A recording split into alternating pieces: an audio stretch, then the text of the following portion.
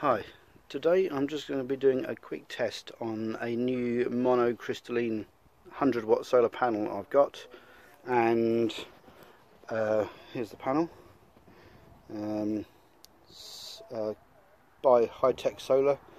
It seems to be quite powerful. I've already put a meter onto it and it certainly exceeds its spec, even in the afternoon sun, which is quite nice. So I've got one of my versions of Julian Ilett's PWM5 Through Hole charge controllers, currently PWM at PWM voltage on a 7 amp hour lead acid battery. I've also got a 110 amp hour deep cycle battery, which actually is going to be my workshop power supply. And I'm going to hook the panel up to this one just to see what sort of current and power I'm pushing into this. This battery arrived yesterday, so it's got like a storage charge in it, but it won't be anywhere near fully charged.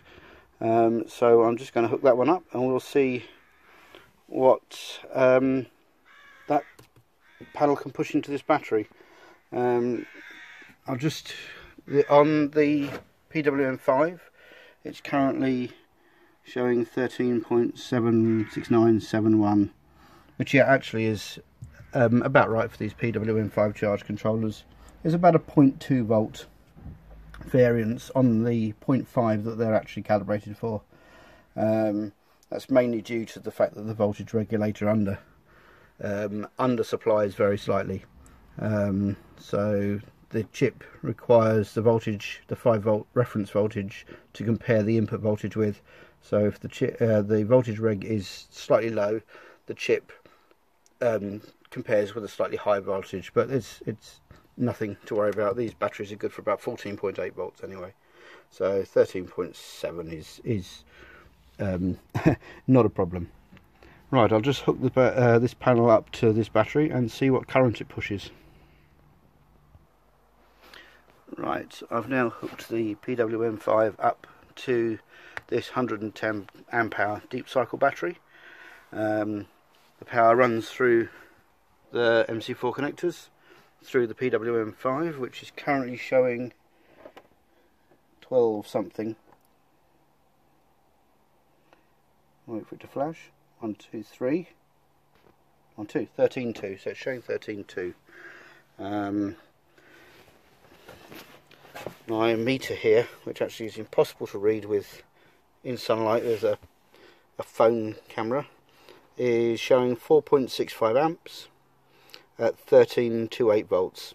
So that's 61 watts at the minute, which I don't think is too bad from this panel. It's an afternoon sun, sun's just there.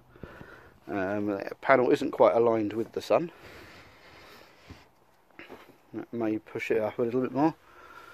Now it's still showing 62 watts. And the panel actually is very hot. But I'm not worried about 62 watts. That's considerably more than the than I was expecting. And as the battery voltage rises, the wattage will increase very slightly once it starts getting closer to the panel voltage. So the battery does tend to sink the panel voltage down a little bit. It's not an MPPT solar charge controller, it's just a PWM. So it's actually now the panel voltage, the battery voltage is knocking up to 13.45. So, and with the panel voltage is the wattage is pushed up to 63.5 now. So generally it's going to increase. It's still putting out 4.78 amps, which is quite nice. That'll charge this battery. Hopefully by the end of this evening it'll be fully charged and ready for use in my workshop. Right, okay, this battery has now been on charge for over an hour. The charge controller, the PWM5 charge controller, is modulating away quite happily. It's putting, can't see this, the display on this, but it's putting, you can just see it, 3.3 amps into it. 3.39, 3.29 is that.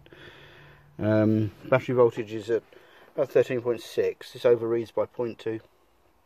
But something that's interesting with PWM charge controllers, as the PWM duty cycle reduces, so it puts less energy into the battery, the amount of power, or the amount of voltage coming out of the panel increases, which is a rather interesting sort of side effect of the PWM principle.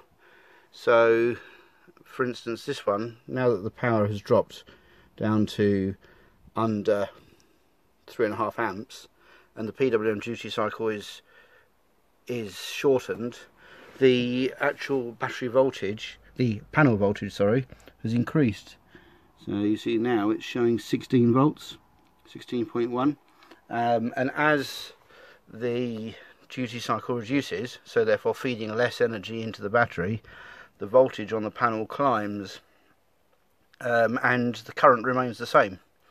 So you can use the power for feeding into, say, an inverter, or a second PWM charge controller, because they'll work in unison. If you have another battery and another PWM, both PWM charge controllers will bring the battery up to their nominal voltage, and then once that's done, the panel voltage will again rise, so the power can be fed into something else that's going to use a slightly higher voltage, say a grid tie inverter or something like that. I just thought I'd point out there's sort of like an unusual, a clever little thing about the way the PWM works. It just makes it quite flexible, maybe not quite as efficient as some other charge controllers, but in my opinion, the more the charge controllers that collect more energy from the panel also use more power from the battery when they're not collecting, so they kind of eat away at some of their gains anyway, which on a small solar system, and I literally got a 110 amp hour battery, which I've just replaced this with a 40 amp hour battery, and I had 60 watts of polycrystalline. I've now upped it to 100 watts of polycrystalline and the 110 amp hour battery. I still believe this will be more than ample for my needs. All I use the power for is charging smart devices and charging my battery powered lawnmower and strimmer that I've done previously, and I'll do a little explanation of how I've achieved that later on. But yeah, I just thought I'd just point out this interesting, so up to 16.1, why we dropped down to, that's a bad connection on here, 16.2 volts, and like I say, as the battery voltage increases, the PWM duty cycle reduces, so where battery's approaching full charge, is now dropping down to 3.1 amps. So there's now power available from the solar panel to drive other things like grid tie inverters. So I just thought I'd point that out. Thank you.